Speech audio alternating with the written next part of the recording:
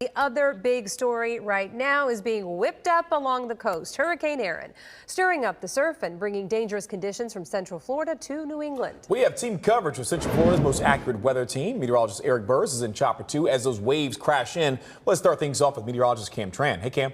Hey, good afternoon. It's weakened quite a bit since this morning. Hurricane Erin is a Category 2 storm with winds of 105 miles per hour. Pressure 958 millibars as it's moving north-northwest at 10 miles per hour. So it's making that pivot more towards the north. In fact, here's a closer look at the satellite imagery. It is a very lopsided system. Not very organized, and that's because it's interacting with quite a bit of dry air and also wind shear on its north and northwestern periphery, which is why you can see the convection of thunderstorms that are more towards the eastern half of the side of the storm.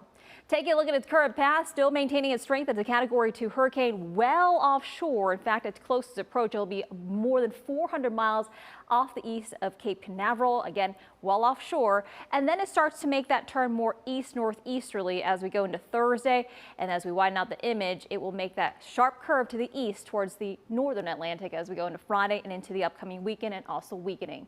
But here's a look at the wave heights associated with Hurricane Erin. You can see the waves around the center of circulation around the storm, about 40 feet. And some of that energy, again, they have to go somewhere. So that's bringing us quite a bit of not just rough surf, but a high rip current risk as well. That high rip current risk remains in effect through at least Thursday evening. So it's not really recommended at all to really enter the water. Speaking of the waters, let's send it over to First Warning meteorologist Eric Burris, who's actually live in Chopper 2, flying over Volusia County right now, taking a look at some of those rough surf and beach conditions right now. Hey, Eric.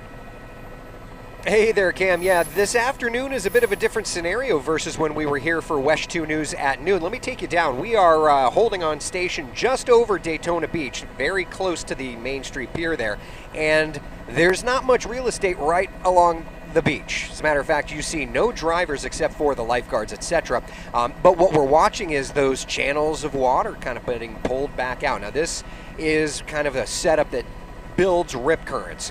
Another thing that we're noticing is that all the beach accesses are closed, so people that are wanting to come out here really don't have much to work with.